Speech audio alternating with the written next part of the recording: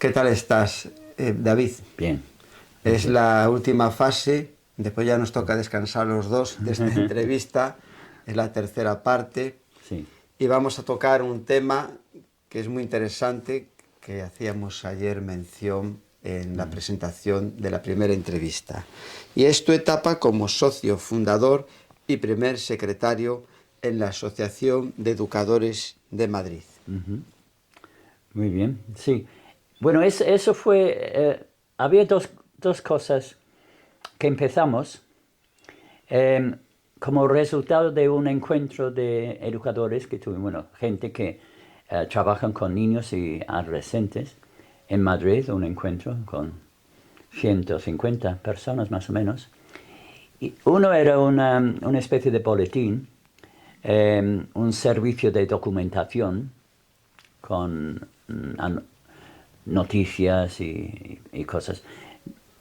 Duró pocos años, la verdad. Pero la segunda cosa, que es la asociación, Sí. eso ha durado hasta hoy, ¿no? Entonces, es una asociación pequeña, pero todavía tiene vida. Cuando hablamos de educadores, siempre hemos tratado de definir el término educador en su sentido más general. No Sí. solamente profesores de escuela, sino monitores de tiempo libre y los mismos padres y madres, que son los primeros educadores de sus hijos. Y entonces, la asociación realmente es una oportunidad para que personas a título individual, como representantes de diferentes organizaciones, sobre todo en la zona de Madrid, pero también en otras partes de España, pueden colaborar y así ofrecer su grano de arena en esta tarea para la bendición mutua y el provecho mutuo, ¿no? Entonces, pues, algunas cosas han sido, por ejemplo, tratar de montar una escuela de tiempo libre con diferentes aspectos del trabajo que un monitor o coordinador de tiempo libre debe saber. Una escuela evangélica, ¿no? Lo hicimos en colaboración con un grupo en León, en Toral de los Guzmanes, en León. Otra cosa ha sido los Kids Games, que es el uso de los deportes en el trabajo con niños. Sí. Con la colaboración de un grupo en Barcelona que se llama Semilla de Trigo, y entonces han venido para ofrecer esos seminarios o clases sobre Kids Games. Y sobre todo, quizás es la cosa realmente que la misma asociación ha diseñado, ha sido una escuela de padres.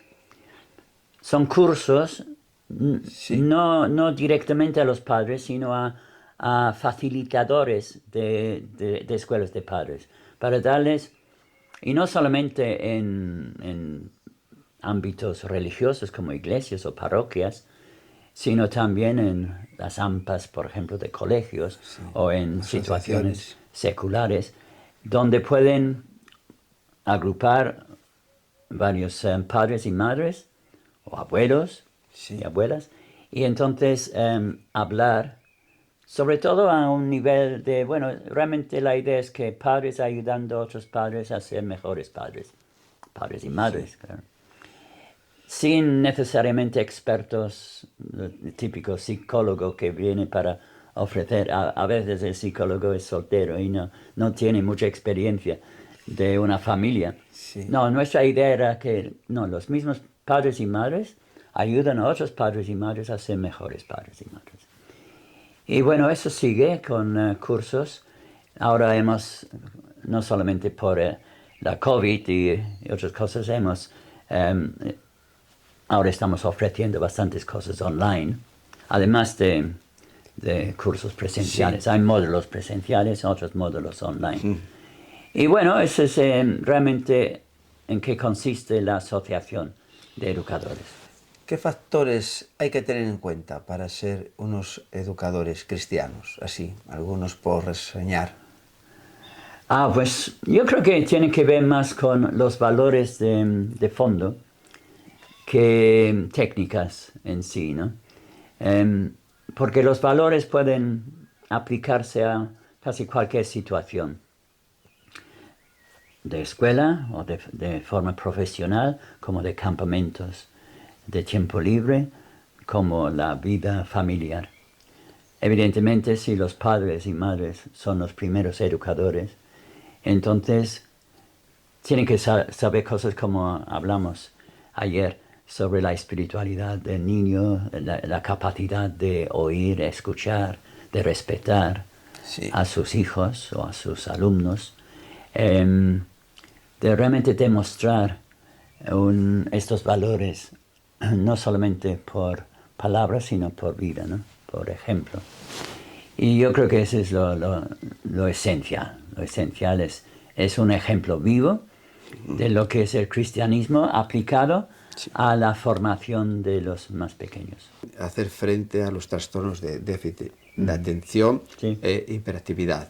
Sí. Estos temas se tratan de una Sí, manera...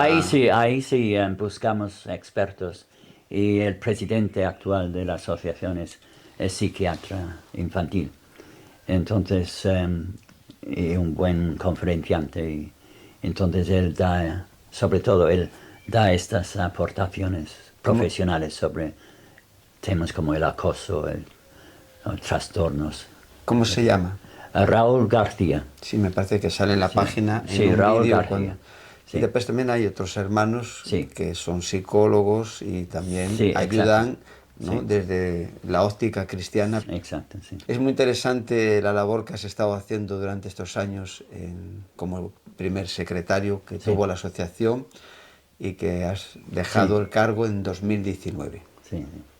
¿Ves que Mi aportación personal ha sido en el tiempo libre, como llevaba más de 20 años haciendo campamentos en Madrid, y Navarra y Cádiz, con niños y adolescentes, y también enseñando en escuelas de tiempo libre algunos de los principios y las prácticas del tiempo libre.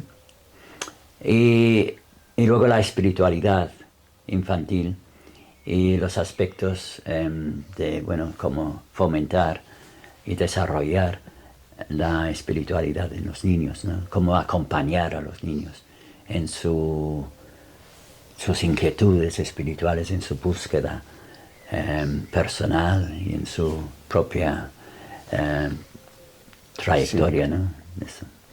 una labor que Sí. tiene su fruto y que ha sido de mucha bendición y vemos que ahora continúa con otras personas. Sí. Exacto, sí. Pues ha sido una bendición muy grande y Muy muchas bien, gracias. gracias Marcos. Un placer.